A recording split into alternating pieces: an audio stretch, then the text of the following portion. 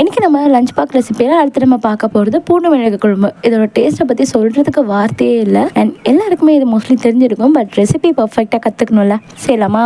பேனில் ஒரு குழி கரண்டி அளவுக்கு கடலெண்ணெய் இல்லாட்டி நல்லெண்ணெய் சேர்த்துட்டு நல்லா காஞ்சதும் இது கூட கொஞ்சமாக கடுகு, உளுத்தம் பருப்பு, மிளகு, கொஞ்சமாக சீரகம் சேர்த்துட்டு ஒரு கைப்பிடி நிறைய பூண்டு சேர்த்துட்டு இது நல்லா வதக்கி எடுத்துக்கோங்க. இது நல்லா வறுபட்டு அந்த பூண்டோட வாசனை எல்லாம் அவ்வளோ பர்ஃபெக்டாக சூப்பராக வரும். ஸோ இந்த ஸ்டேஜில் பொடியாக கட் பண்ணி வச்சுருக்க 2 பெரிய சைஸ் வெங்காயம் இதையும் சேர்த்துட்டு நல்லா கோல்டன் ப்ரௌன் ஆகிற வரைக்கும் வதக்கி விட்டுக்கோங்க. ஸோ இதுவுமே நல்லா இந்த மாதிரி எண்ணெய் பிரிஞ்சு வதங்கி வந்துடுச்சு. இந்த ஸ்டேஜில் மீடியம் சைஸில் இருக்கிற 3 தக்காளியை இந்த மாதிரி சாப்பாரில் போட்டு கொஞ்சம் அப்படியே க்ரஷ் பண்ணி எடுத்துக்கிட்டேன். இது கூட தேவையான உப்பு சேர்த்து இதில் தண்ணி நல்லா ட்ரை ஆகி சேர்த்துருக்க எண்ணெய் நல்லா இந்த மாதிரி பிரிஞ்சு வந்துச்சு. இந்த ஸ்டேஜில் தேவையான அளவு காரத்துக்கு மிளகாத்தூள் சேர்த்துக்கலாம். நான் இன்றைக்கி 1.5 டீஸ்பூன் அளவுக்கு வீட்டு குழம்பு மிளகாத்தூள் சேர்த்துட்டு நல்லா மிக்ஸ் பண்ணி ராஸ்மெல் போகிற வரைக்கும் வதக்கி விட்டுக்கோங்க. மிளகாத்தூள் எல்லாமே தக்காளி வெங்காயத்தோட மிக்ஸ் ஆகி நல்லா இந்த மாதிரி எண்ணெய் பிரிஞ்சு வரும். ஸோ இந்த ஸ்டேஜில் நல்லா கெட்டியான ஒரு குட்டி எலுமிச்சை சைஸ் புளியை கரைச்சி இதில் சேர்த்துக்கோங்க. இதில் தண்ணி ரொம்ப சேர்க்க தேவையில்லை. குழம்பு கொஞ்சம் திக்காக இருந்தால் தான் நல்லாயிருக்கும். டேஸ்ட்டும் ரொம்ப நாள் வச்சு ஸ்டோர் பண்ணி கூட சாப்பிடலாம். இது நார்மலாக வெளியே வச்சு சாப்பிடும் அப்படின்னா 1 வீக் வரைக்குமே இது வெளியே ஸ்டோர் பண்ண நல்லாயிருக்கும். இதுவே நீங்கள் டைட் ஏர் கண்டெய்னரில் போட்டு நீங்கள் ஃப்ரிட்ஜில் வச்சிங்கன்னா 1 மந்த் வரைக்குமே நல்லா ஸ்டோர் பண்ணி சாப்பிட்டுக்கலாம். இது அப்பப்போ எடுத்து சூடு பண்ணணும் அவசியம் இல்லை. தேவைப்பட்டால் சூடான ரைஸில் கொஞ்சமாக தொக்கை போட்டு மிக்ஸ் பண்ணி எடுத்து சாப்பிட்டா அவ்வளோ சூப்பராக இருக்கும்.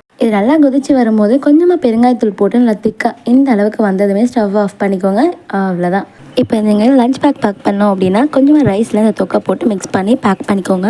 அப்படி இல்லாட்டி ரைஸ் தனியாக குழம்பு தனியாக கூட நீங்கள் செப்பரேட்டாக பேக் பண்ணிக்கலாம். ஸோ இந்த ரெசிபி நீங்கள் எப்பவுமே சூடாக செஞ்சு சாப்பிட்றத விட செஞ்சு மறுநாள் வச்சு சாப்பிடும் போது இன்னும் டேஸ்ட்டு சூப்பராக இருக்கும்.